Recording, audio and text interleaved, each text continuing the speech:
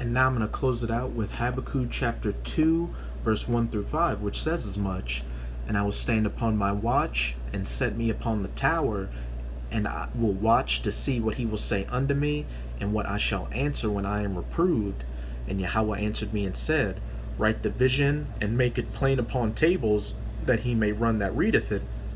And those that are standing upon their watch and making it plain upon the tables, such as by preaching on the highways and byways or making these video epistles, are the men of the Lord, chiefly through GMS and the brothers that come in the spirit of GMS, who have this 100% doctrine of truth of Yahweh Ba'Hashem Yahushai, not only giving judgment to you heathens and 2/3 for living wickedly, but as well as warning the hopeful elect of the things to come, such as the mandatory implementation of that microchip implant, which is the mark of the beast, and not to take it, as it says, that he may run that readeth it.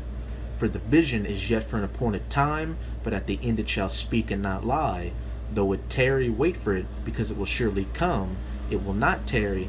And if you're sincere and dealing in the spirit, you can clearly see that the things we've been preaching of are quickly coming to pass. Soon it's going to get to the point to where these heathens out here, as well as the 2/3, are going to see that what we've been saying was the truth.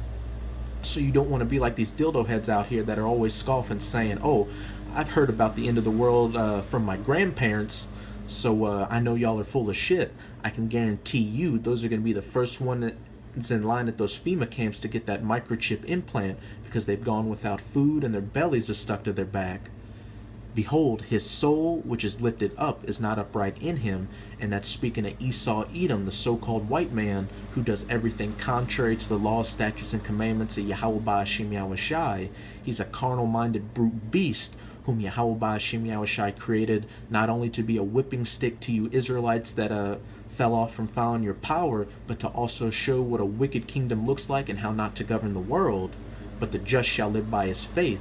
And that just is speaking of you so-called Negroes, Latinos, and Native Americans that are working in the spirit and that have hearkened back unto your power, that hopeful elect, that righteous one, that's Slakia, that 144,000 and righteous 1/3, who will be saved from the coming calamities of Jacob's trouble, which Yahweh willing I'm of that number.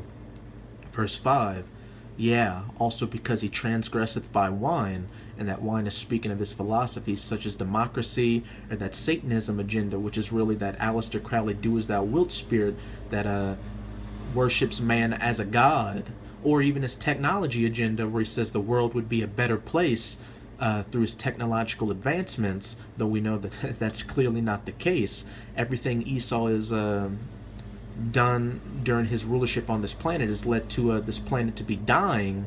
I mean, the water's polluted, the air's polluted, the food's polluted, and the people are polluted, and the technology he's created is only exacerbating that. He is a proud man, neither keepeth at home, who enlargeth his desire as hell, and is as death, and cannot be satisfied. Think of how Esau meddles in all these other countries' affairs. If these countries don't want to dance to the tune of Esau's song, he'll simply overthrow their government and set up a puppet which will dance to that tune, as well as allow these Edomites to plunder their resources. But gathereth unto him all nations, and heapeth unto him all people. Think of the Chinese. And as it said, he enlargeth his desire as hell, and is as death, and cannot be satisfied. These Edomites can never have enough. They want this whole world under lockdown to where nobody will be able to lift a finger against their system. And that system they're ultimately working towards is that New World Order, that one world government and one world religion, which that microchip is going to be a big part of. You won't be able to do anything without that chip, as it said in Revelation chapter 13, that no man may buy or sell save he that had the chip.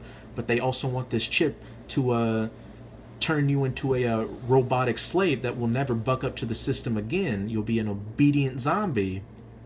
So brothers, I hope this video was edifying. Just keep pushing on. Though it tarry, wait for it, because it will surely come. It will not tarry.